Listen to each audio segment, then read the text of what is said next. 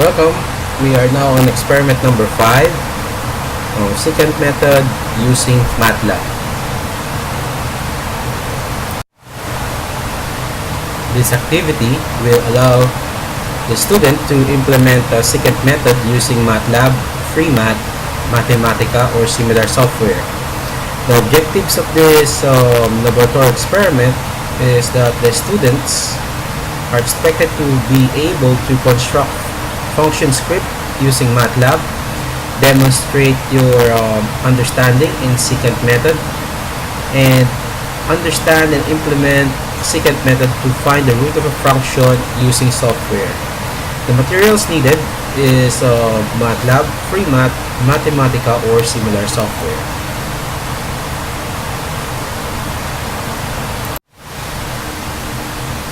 The procedure is as follows. The pseudocode can be found in Numerical Mathematics and Computing, 6th edition, Ward Cheney, David Kincaid, page 112 to 113.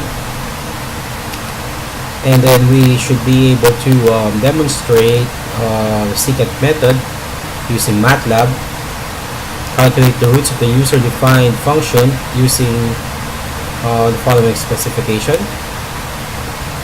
Okay, and where f is defined as f of x, and the initial values x of x0 and x1 are initial values of x. Total is the tolerance, and nmax the maximum number of iteration. We all put these codes on a start.m script or suite of scripts that is loadable in MATLAB.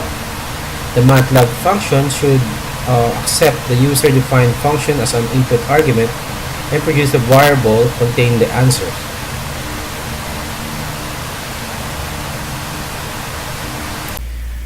Alright, on to our experiment. So we use secant method if we find it hard to when we find it hard to get the derivative of the given function.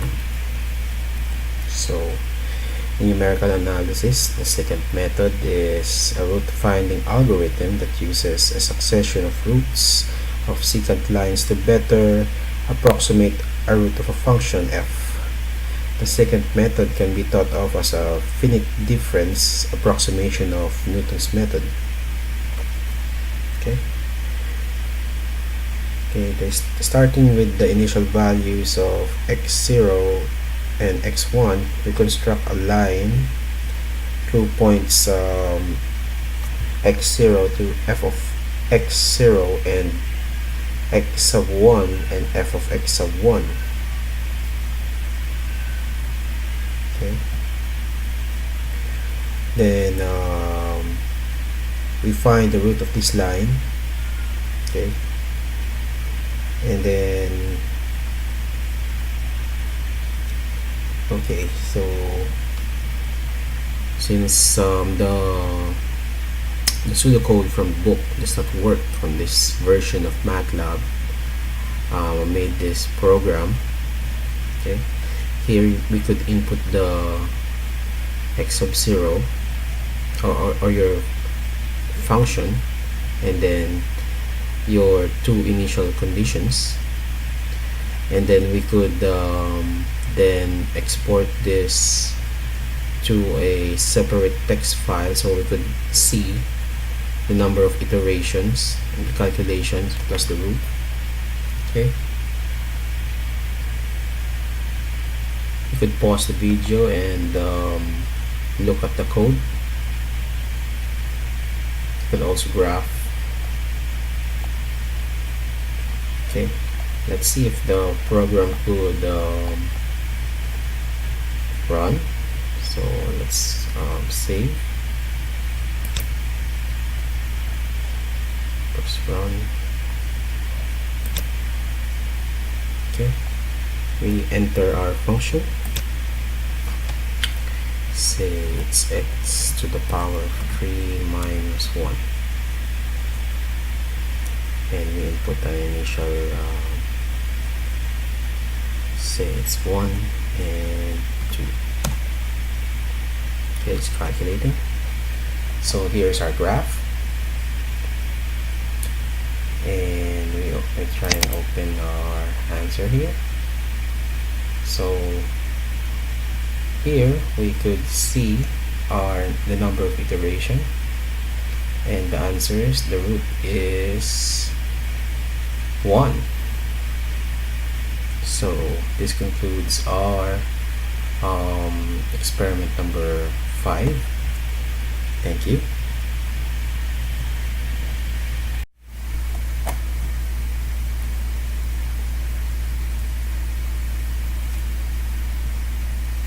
On to question 2. Suppose you enter the same arguments to Newton's method and secant method. Is there a significant error between the two of them? No, you wouldn't see a significant error between the two methods. What is the disadvantage? What is the advantage of secant over Newton's method in computer implementation? Okay, the advantage of secant method is that when it comes to computer implementation, secant method may have an advantage over Newton-Raphson, since the latter only evaluates functions and not its derivative. However,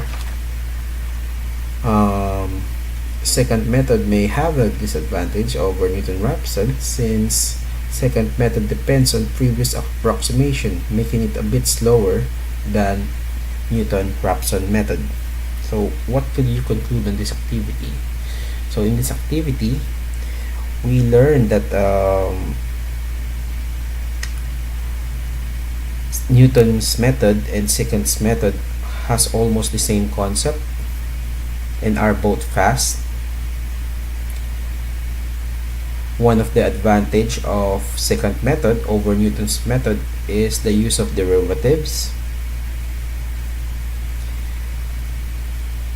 Okay, and we learned how to create a script that could make an output of a text file that has the number of iteration and the root based on the code that I have given. And we learned how to make graphical script on our script for graphics on our code. Thank you for watching this video. This concludes our laboratory experiment number 5.